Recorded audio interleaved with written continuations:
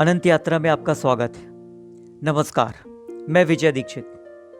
पिछले 24 घंटे में कोरोना संक्रमितों की संख्या में रिकॉर्ड बढ़ोतरी हुई है और अब WHO यह मानने लगा है कि कोरोना वायरस का संक्रमण हवा में फैल रहा है। पूरी जानकारी के लिए वीडियो को आप अंत तक देखिए और हाँ, अनंत यात्रा चैनल को सब्सक्राइब करना नहीं भूलिएगा। साथ ही नोटिफिकेशन बेल पर ऑल को क्लिक कर दीजिए ताकि हर नया वीडियो आपको सबसे पहले और लगातार प्राप्त होता रहे। पिछले 24 घंटे में कोरोना संक्रमितों की संख्या में रिकॉर्ड बढ़ोतरी हुई है। WHO के अनुसार पिछले 24 घंटे में पूरी दुनिया में कुल 2,28,102 नए मामले सामने आए हैं। अमेरिका में कोरोना संक्रमितों की संख्या 31.73 लाख पहुंच गई है और 1.34 लाख मौतें वहां पे हुई हैं।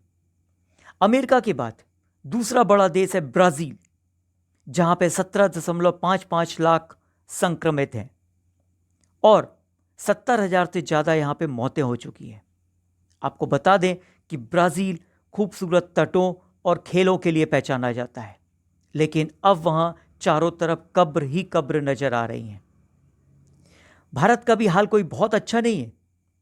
पिछले 24 घंटे में 26,506 नए मामले दर्ज हुए हैं।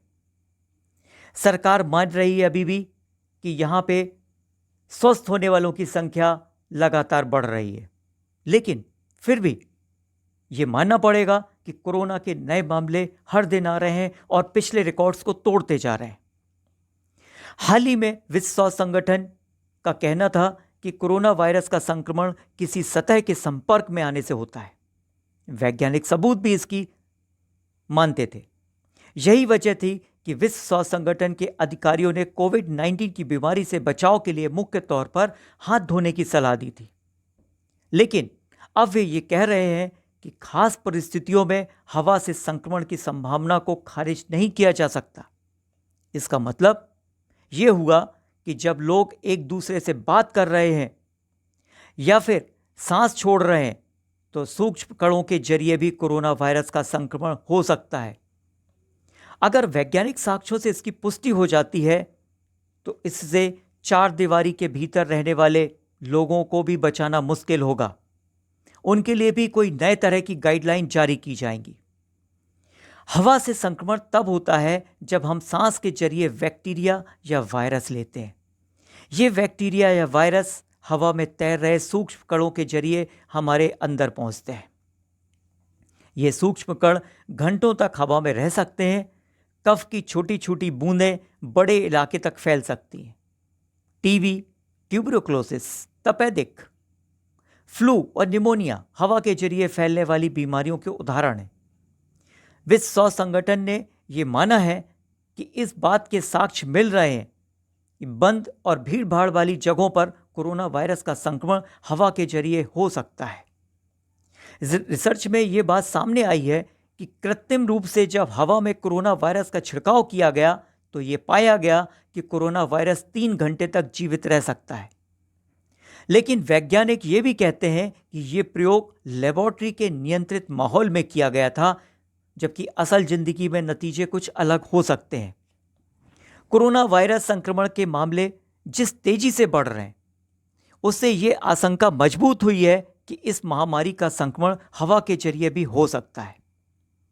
अमेरिका के वॉशिंगटन शहर के माउंट वर्नर में एक आदमी पर कम से कम 45 लोगों को संक्रमित करने का संदेह है। ये लोग एक गायक मंडली के सदस्य थे। संक्रमित होने वाले लोगों में से कुछ ने सोशल डिस्टेंसिंग के कोई नियम नहीं तोड़े थे, फिर भी वो कोरोना पॉजिटिव पाए गए। इसी तरह जनवरी के आखिरी महीने में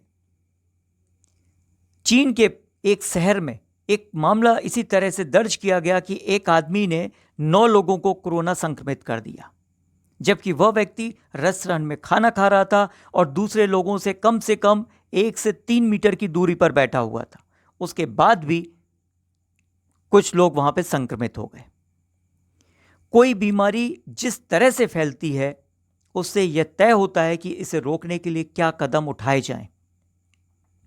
विश्व स्वास्थ्य संगठन की ओर से जारी की गई मौजूदा गाइडलाइंस के तहत गुनगुने पानी से 20 सेकंड तक साबुन से हाथ धोने की सलाह दी गई है।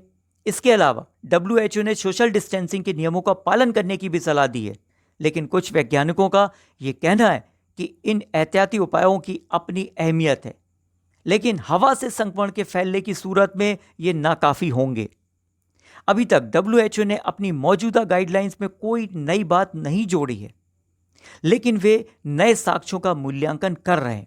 अगर इसकी पुष्टि होती है तो आधिकारिक सलाह में मास्क के बड़े पैमाने पर इस्तेमाल की बात को जोड़ दिया जाएगा। हर समय मास्क पहनना पड़ेगा।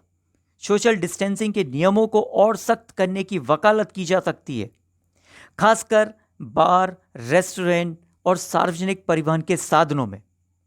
उन जगहों पर जहां एयर कंडीशन की व्यवस्था होती है, उनके लिए भी कुछ सख्त नियम लाने पर विचार किया जा सकता है। हाल ही में 32 देशों के 239 वैज्ञानिकों ने विश्व स्वास्थ्य संगठन को एक खुली चिट्ठी लिखी थी। उन्होंने हवा के जरिए कोरोना संक्रमण फैलने की संभावना के मद्देनजर विश्व स्वास्थ्य संगठन से अपनी गाइडलाइन को अपडेट करने की अपील भी की। इस चिट्ठी में सभी ने दस्तखत करते हुए यूनिवर्सिटी ऑफ कोलोराडो के केमिस्ट जोसे जिम्फ्रेंस कहते हैं, हम चाहते हैं कि इससे जुड़े साक्ष्यों को वह स्वीकार करे। जिम्नेंस आगे कहते हैं, यह निश्चित रूप से विश्व स्वास्थ्य संगठन पर कोई हमला नहीं है, यह एक वैज्ञानिक बहस है। लेकिन हमें लगा कि हमें जनता के बीच जाने की जरूरत है, क्योंकि वह लंबी बातचीत के बाद भी सबूतों को देखने सुनने से इनकार कर रहे थे। विश्व स्वास्थ्य संगठन यानी कि WHO के इन्फेक्शन प्रिवेंशन एंड कंट्रोल विभाग के टेक्निकल लीड बेनेडिक्टा ने इस चिट्ठी के जवाब में कहा कि भीड़ भाड़ वाली बंद जगहों और खराब रोशनी, हवा के कम इंतजाम वाली जगहों पर या हवा के जरिए कोरोना वायरस के संक्रमण से हम इनकार नहीं कर सकते। हालांकि विश्व स्वास्थ्य संगठन ने यह भी कहा है कि वो कोई फैसला लेने से पहले और अत्यधिक सबूतों की जांच करेगा। WHO के एक दूसरे एडवाइजरी डॉक्टर डेविड हेमेन का कहना है कि इस सिलसिले में जो रिसर्च हो रही है उससे एजेंसियों को ठोस नतीजों की उम्मीद है, ताकि वायरस पर रोकथाम के लिए कोई नई रणनीति बनाई जा सके। चलते चलते आपको एक बात और याद दिला दूं कि भारत में पुनः लॉकडाउन की प्रक्रिया शुरू हो गई है। कई राज्यों ने कुछ दिन के लिए या कुछ हफ्तों के लिए लॉकडाउन लगाना शुरू कर दिया है। मित्रों, मेरी आपसे एक ही अपील है कि आप घर से बाहर तभी निकलिए जब आपको जरूरी काम है, और अगर निकलना पड़ता है तो मास्क, हाथों में ग्लव्स, सैनिटाइजर, ये बहुत ही अहम चीजें।